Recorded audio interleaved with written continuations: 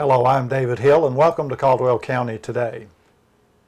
Today we're coming to you from the home of Warren Shook, and in just a couple of moments we're going to talk to Warren, but we filmed this show the week of Thanksgiving, and you perhaps are seeing it sometime before Christmas, but we're in a season of time where we do have a lot of things to be thankful for, and a lot of times we forget the people who played a part in making things so wonderful for us here, and the reason that we do have a lot of things to be thankful for are people like Warren Shook.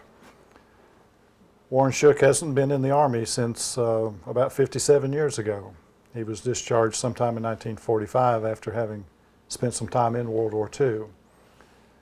But Mr. Shook has, I think, a very wonderful story to tell, and I think all of us need to be very thankful to Warren Shook and people like Warren Shook who fought in the wars that have made it so that we do have a lot of things to be thankful for and continue to do so.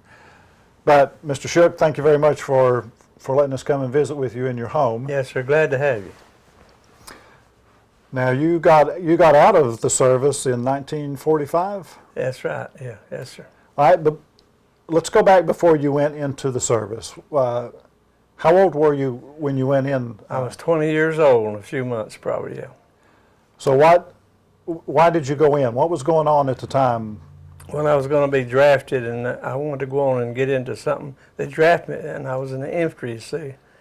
And when I got my basic training finished in the infantry division, I volunteered for the paratroopers.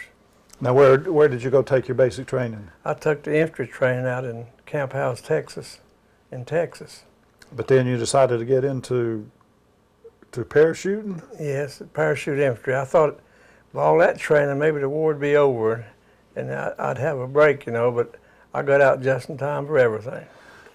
So you thought because you were going to take all this extra training that the war would probably be over by that time and you get to come on home? Yes, that's what a young man thinks sometimes. He don't know what's going on hardly. All right. So what happened, though, after you went to paratrooper school? What happened then? It was down in Fort Benning, Georgia. It's on a jump school they have, and going through there, well, it's pretty rough to get through jump school. They went them out to about 50 of them, about half they get rid of. They're awful hard on you, and they offer you a quit slip sign every day, every evening. So every day you had an opportunity to quit? Yes, but if you quit, I believe I'd rather jump without a parachute than quit, because they're really hard on you. So they didn't tell them before, but after that they tell them, you know, anybody that's volunteered for something and then don't stick in there and see it through, he's lower down in whale and nearer in the bottom of the ocean. And you didn't want to do that? No. They thought very low of them if you'd quit like that. Yeah. And they run them to death. One sergeant run them for a while and then turn them over to another. And they had to pull guard duty and KP and do all the work around. We didn't have to do nothing going through that school. On account they had the guys that quit doing everything. All right, but what were they teaching you to do? Why were they so tough on you? Well, they just wanted the ones, if they could scare you out at first, you see, they don't want you. They'd even play records to you while he's in the plane, you know. But one of them I remember was they stood him up and they stood him in a door. It says he hopped right out into the blast, his static line unhooked. He felt the wind, he felt the clouds, he felt the awful drop. He hit the ground, the sound was spat, the blood was spurting high. They picked him up still in his chute and pulled him from his boots, and he ain't gonna jump no more. That was the name of it. He ain't gonna jump no more. So you see, they play that for his jumping. The chute I was learning to pack, it's an old white one, you know, just white as it can be, and got blood all over it, and I thought maybe it killed 10 or 12 people that chute had, and here I'm trying to learn to pack it. It's pretty nervy, you see, and then I'm trying to get you to quit too. But that chute actually had blood on it? Oh yeah. I found out the first jump, though, what puts the blood on, it's easy. You see, you hit the ground pretty hard, and my nose hit my knee. And I was rolling that chute up my nose, just a trinkling, you see. Yeah. And I know how so much blood go on this chute now. Yeah. I was putting more on it, you see. So. All right, so you finished this paratrooper school. Yes, sir. I took all the training they had to have extra training down there. And I took it. So you can be in special forces then. They want about half of them to take it all if they will. So I went ahead and stayed there and took all of it. the training that they had, the advanced training, everything. Still hoping that the war would be over with by the time you Well, got finished training? Well, they said I could be in Special Forces. They didn't call it like a Green Beret or something back then. Yeah. They just said you could be in Special Forces. But what they wanted maybe 50 in every company that took all the training, because they might want to shift him around on different kind of guns or something. I just took it in heavy weapons, and I made first class gunner on 81 millimeter mortar. They're in heavy weapons. Oh, now was that a weapon that you would carry with you, or is it mounted on No, something? you have to carry it. It's got a barrel, and it's got a big base plate. I think it's the heaviest, but the barrel is the easiest thing for me to carry and lay on your shoulder. And it's about 6 inches or something like that, and maybe a little bigger. It's it's 81 millimeter mortar, and it's a self-propelled shell. Yeah. When you drop it down that barrel, it's got tripods that hold it up, but you go through school. I about forgot all of it now, but you got to know how to read compasses and tell them what degree to put it on all, you see. And they've got a circle drawn in a field over about a mile from where I was when I was had the binoculars, and I was on top of the hill, and the little walkie-talkie, he talked to the gun back about a mile behind me. And it'd be a good thing. I'd love to have been on that in the war, because you're about 2 miles behind the enemy, you see. And so I guessed the yardage. You have to guess a little bit there. And then I give them a degree, and they set all that up. And they said, "Is ready?" I said, "Far one. You got 3 shells." I put one in that circle that got drawn over about the size of a tank. And he fired that, and it fell short and to my right. I just relay it. Now, those binoculars, they have a crosshair in them, and it scored yards and footage, up and down and across. I go across to get in line of where the shell hit, and then I go down. I tell him how much short it is, you see, in there. And he adjusted to all this, and he said, "We're ready." I said, "Fire." Again, he fired the second one, it went in. Right in the drawing. It wasn't a bullseye, but it was in good, because it was about 4 foot in from the marks, you know. I'll tell you, it all depends how good you read those binoculars when you send it back to the gunner. It's a gunner right now back there. If you don't halfway read it, well, that's where the shell's going to be. Some of them, though, they didn't hold the glasses still or something, and they didn't even make it with 3 of them. You got 3 to get one in there. But you see, if you read it close after one. That's a good way to get yourself killed, ain't it? Well, drop those mortars on yourself. Yeah, you could kill some friendly troops if you drop it too short. All right, so after all this training, when did you finally get on the plane to take you across the ocean? It was in 1st of 44, January, February. We started on January from down at Fort Benning, but I think we got on the ship is 1st of February or something. It was. All right, now go back. When did you enlist? I enlisted in 43. So after Pearl Harbor, you was going to be drafted anyway? Well, shortly after that, yeah. Do you remember what you were doing when the Japanese attacked Pearl Harbor? Yes, I was over near Clark's Chapel. I had a little motorcycle. I was over there riding around that motorcycle, and somebody was telling me that we'd been attacked at Pearl Harbor. So what did you think about that? I knew we was in for it then. We was going to be in a big war.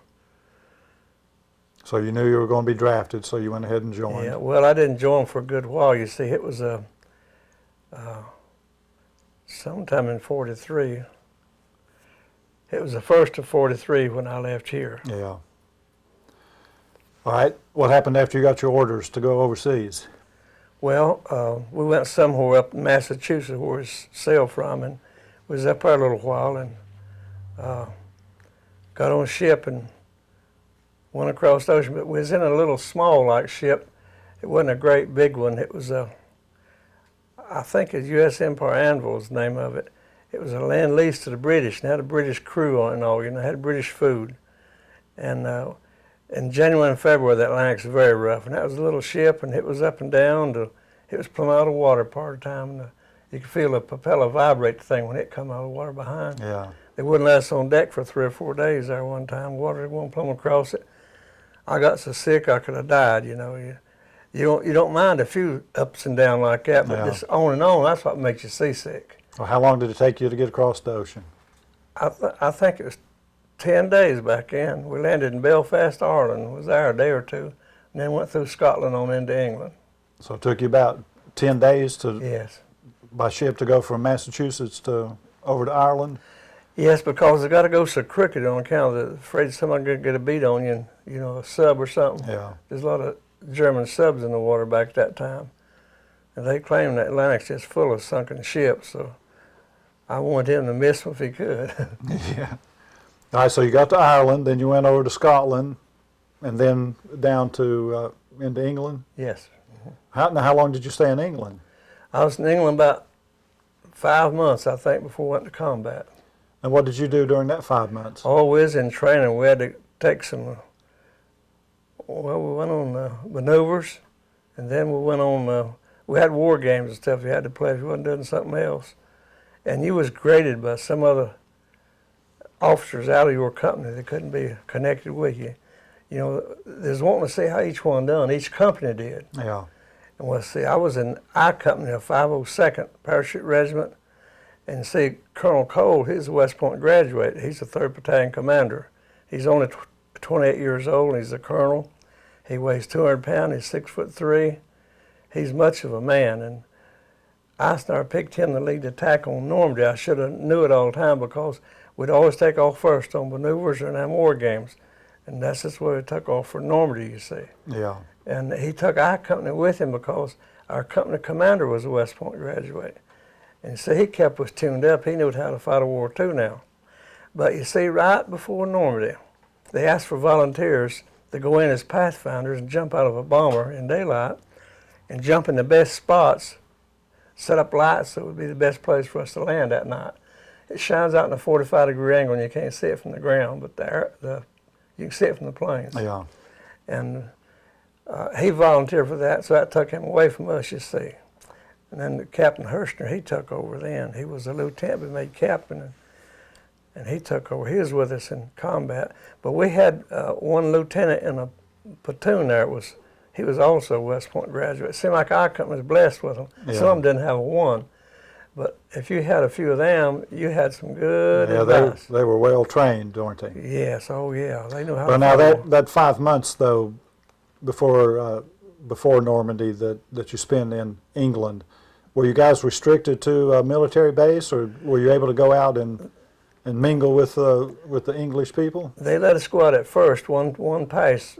Made sure everybody got one pass into London and stuff like that. But then after that, we was pretty well restricted, and we had to put on a jump one time for Churchill. Every time you put on a jump, I mean the whole outfit, like 4 divisions, the hospital would be full of some people with broken bones because some of them land on buildings. And see, when your feet hit something, you take the weight off the parachute, it collapses, it just rolls off to the side. Then you roll off that building and it break your shoulder, their back, or something. So you were making these jumps because Every one of them, yeah. Churchill just wanted to show off, or was that what he was doing? He wanted to see it jump. The whole outfit, like it was going into Normandy. But they jumped high, didn't do that in Normandy. Now, What did the English people think about all you guys being over there? they thought there's too many people over here. There was a lot of people in England then. They kind of turned their nose up at us, Americans. I mean, it's just the way of life for them. That's the way they live. Now, they had a saying about you guys being over there, didn't they? Yes, they did it. One big lord was writing to another, and I read this in the paper. And he said, what do you think? Asked him a question, what do you think about the Yanks in the European theater of operation? He said, there's 3 things wrong with them. They're oversexed, overpaid, and over here. So they was wanting to get us out of there, you know. Yeah. And, all right, now, did you have any idea that you were going to go over to Normandy? yes, I know that I'll go to Normandy, but I didn't know where. Till right down there at last, right before we, about a week or 10 days before we left, we was under guard, and we couldn't go out or in, and nobody couldn't come in. We were studying sand tables there, we was going to jump in. We had to know the name of all the streets and them little towns and know all that. And we had a map on us. I still got my map I jumped with. We couldn't mark it or nothing. So the Germans, if they capture you, they can't tell nothing, but just got a map. But I still got mine. A lot of them got lost something. Cause I go to these reunions, and they said there wasn't many in the whole division that saved theirs. All right, but now that invasion of Normandy was in June. It was June the 6th, but we went in almost on the 5th.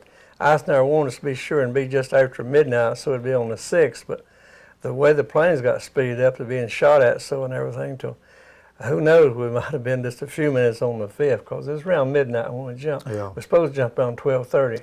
All right, but even at that point, when you jumped out of that airplane, did you really know where you were going and why you were going yeah, we've been studying them sand tables and about that. We know how many Germans is over there. They said there's 300,000 dug in over there and is well trained, and they give us a lot of points and all. 300,000 Germans. Yes. Now, how many of you guys? There's 24,500. 24,500. Paratroopers. 300,000. Yeah. That doesn't seem like pretty good odds to me. Well, they spread you out so and get them a fighting us. You see, that'll take the pressure off them guys on the beach. They can land better. See, Hitler was telling his men, you have to destroy the last one of them in 1 hour flat. They didn't get that done. See, they lost more men than we did, really. So that night, first night, but the next morning when we had a head count, we was just half strength. So we'd lost 12,000 that night. But they all wasn't killed. Some of them was wounded and all, but they wasn't there to be counted. That's all I know. All right, when you jumped out of that plane about midnight, either on June the 5th or 6th, what happened to you? Where did you land? Where did you go from there? Well, I'll tell you right before we get this far, we was supposed to jump at 500 feet. And Colonel Cole, he's seen all them tracers in there, and he said, there's no way these boys won't get on the ground alive, or none of us will. He brought them down to 300, and he's telling the pilots on the radio that you got to speed these buggies up. You got to get 220 out of them if you can. So as fast as you can go, I mean full throttle. Because he said, we're going down to 300 feet. And then you see when you jump out, you go after the plane. You're going sideways. And I was going horizontal with the ground, and I know my chute was dragging the ground. Just before it opened, I went through a little tree. I didn't know what scratched me up and brushed me up, but after I got on the ground, if you want to know which way to go, you kind of disoriented, look up and see which way the planes are coming in. And I looked up and seen the way the planes was coming in. You can go in that direction or right the way it's going, and you'll find men on both, either way. So now normally when you jump out of a plane, you've got enough altitude that you're able to just fall down. 500 feet's what we always practice. That's the lowest we'd ever jump. Right, but because there was so much fire, he was seeing so many tracer rounds. Yeah. He dropped you guys down to 300 feet. Yeah. And that plane was going over 200 miles an hour. Yes, sir, it was.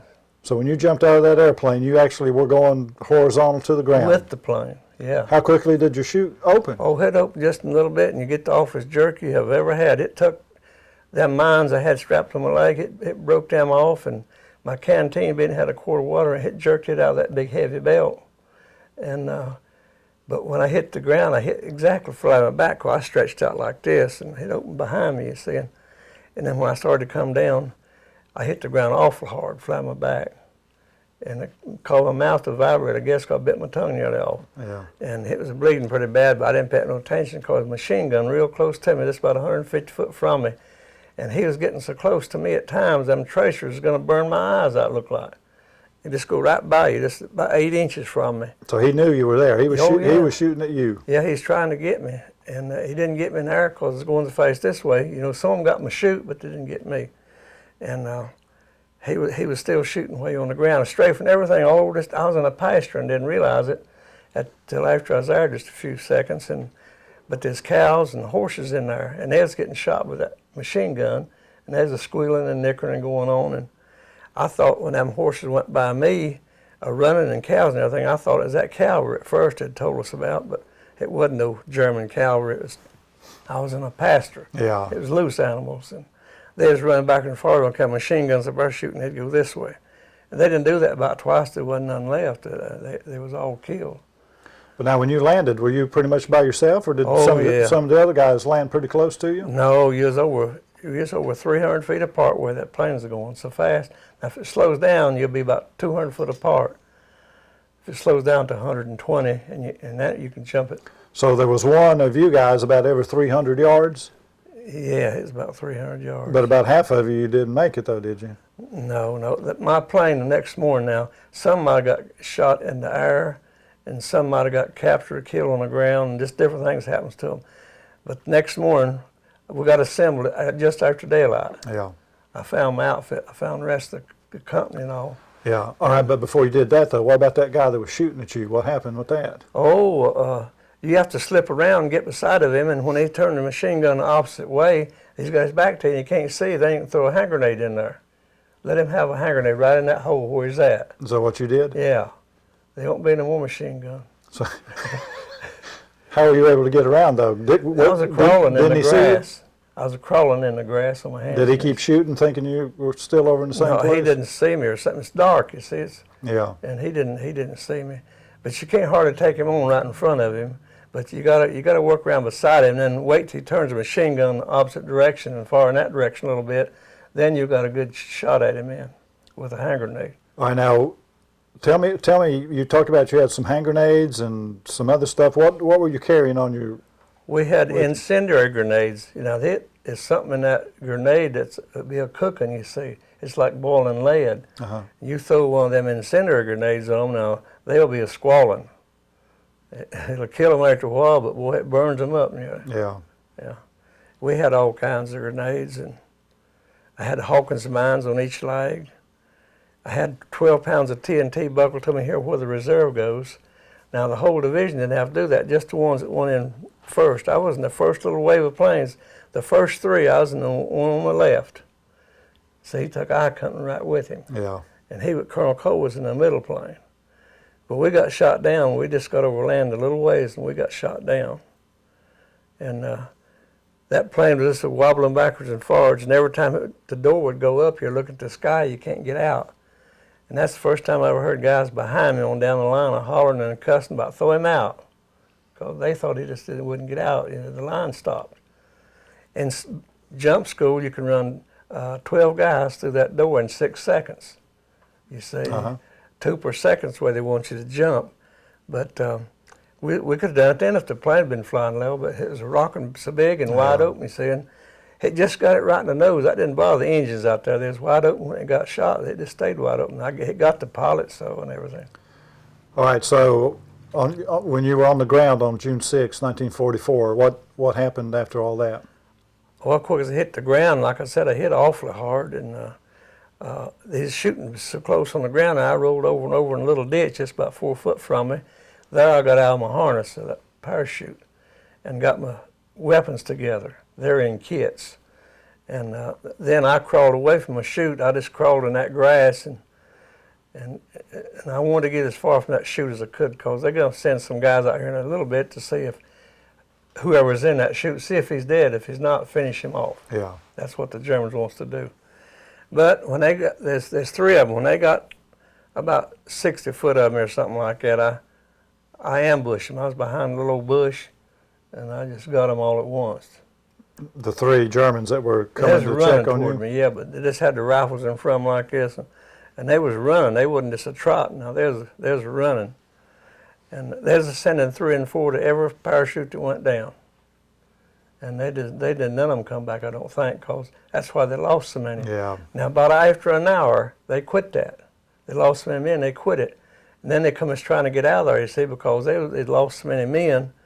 And when we had to go to hunting them, you see, it's a little worse to hunting them, because you're up here walking around between them then and through them and everything. Yeah. You'll catch yourself and say, now, you know I got to see him first. So when those 3 came looking for you, you shot and killed the 3 of them? I got them. They didn't have a chance. You got to ambush them any way you can. Yeah. But then the machine gun was still in its little nest?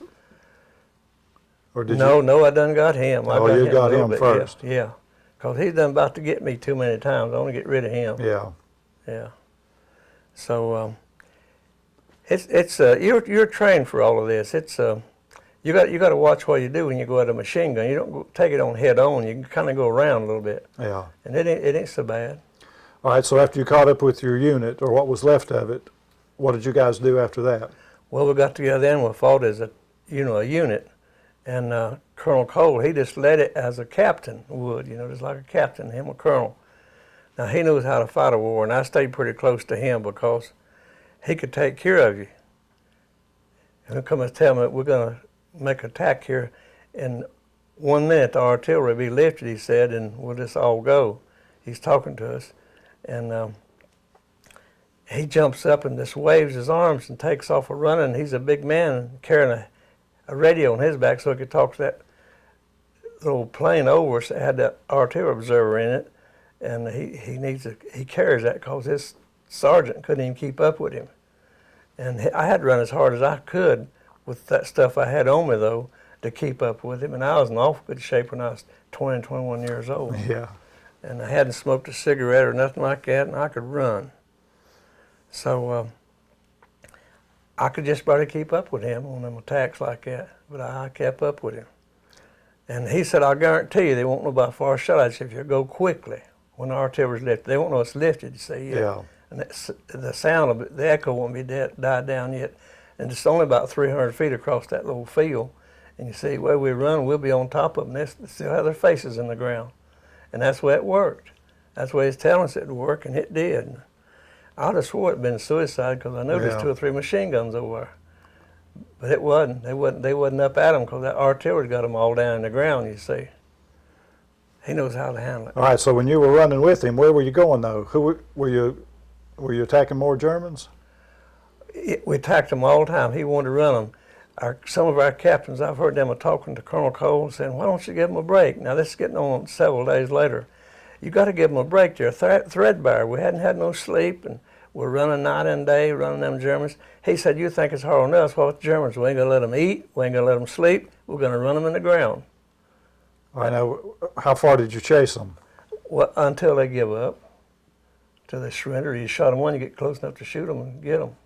Now, all this was in France? Oh, yeah, right there, just actually in Normandy. We pushed him back in 5 days. I got hurt on the 5th or 6th day, and we was at Carentan then. Now, that was the largest city we'd run across, was Carentan. You see, and it's fortified, and it's always a strong point, and they beef it up every war they have. And for World War II, Rommel, he's a German general. They put him in charge of it, and they go and beef up everything. And they didn't think that Carentan could fall. But when we got close enough to it, Cole was looking at it with his binoculars, and it's got that crosshair in there, you know, everything. And he's looking at it, and he said, "Damn goose stepping behind us thinks that wrought iron fence is going to hold us back." He said, "The bombardment I'm going to put on them, we can take a 2-ton truck through it anywhere." So he's going to shell them hard, that big guns, you know. Uh-huh. And sure enough, he did. And he said, "I can put you in there now, but when we get in there, you got to know what to do."